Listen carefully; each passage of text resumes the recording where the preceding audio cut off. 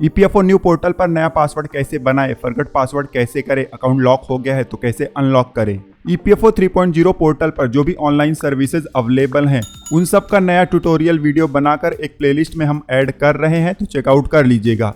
EPFO new portal पर जाकर employ login का पेज जब हम ओपन करते हैं और यहाँ पर यूएन नंबर और पासवर्ड का इस्तेमाल करके साइन इन पर क्लिक करते हैं तो इस तरीके से हमें इनवैलिड यूजर नेम और पासवर्ड का एरर दिखाई दे जाता है। अब इस एरर को सॉल्व करने में 2 मिनट से भी कम का समय लगेगा। जल्दी से पूरा प्रोसेस बता देता हूँ। अब इस पेज पर ही आपको पासवर्ड रीसेट करने का ऑप्शन मिल जाता है। यहाँ पर आप देख सकते हो नीचे फॉरगॉट पासवर्ड का ऑप्शन है, क्लिक कर दो।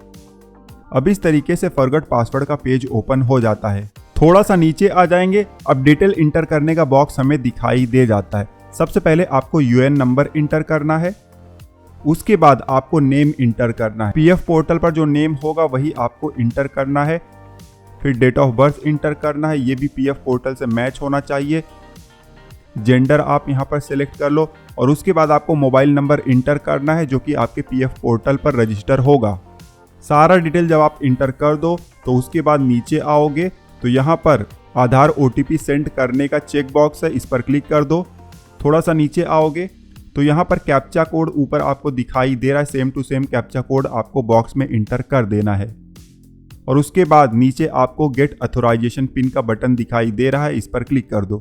अब जो डिटेल आपने भरा हुआ है इस पेज पर अगर सब कुछ सही होगा तो गेट अथोराइजेशन पिन पर क्लिक करते ही इस तरीके से एक नया पेज ओपन हो जाएगा। आधार रजिस्टर्ड मोबाइल नंबर पर ओटीपी आया होगा, उस ओटीपी को आप पहले वाले बॉक्स में इंटर कर देना। उसके बाद दूसरे बॉक्स में आप अपना नया पासवर्ड बना लो और सेम पासवर्ड आपको तीसरे बॉक्स में भी इंटर करना है। ध्यान देना है पासवर्ड बनाने का कुछ रूल है। यहाँ पर एक मार्क दिखाई दे रहा है, इस पर कर्सर रखोगे तो जो रूल है वो आप पढ़ सकते हो।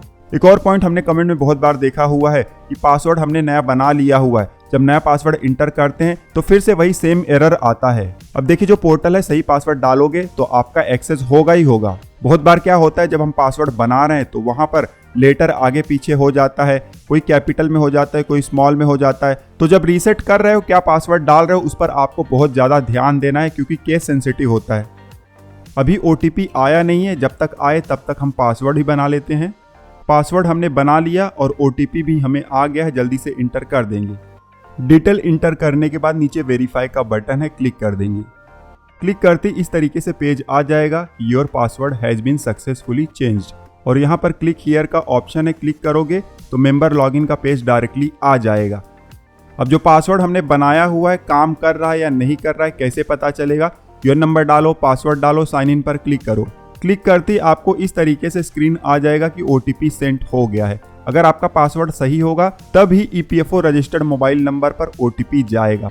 एक चीज का और ध्यान देना है, मान लो अभी आपने नया पासवर्ड बनाया, पासबुक के पेज पर गए, लॉगिन करने की कोशिश कर रहे हो, लॉगिन हो गया तो कोई बात नहीं, बट इनकेस नहीं होता है तो 6 घंटे के बाद ट्राई करिएगा, ठीक है।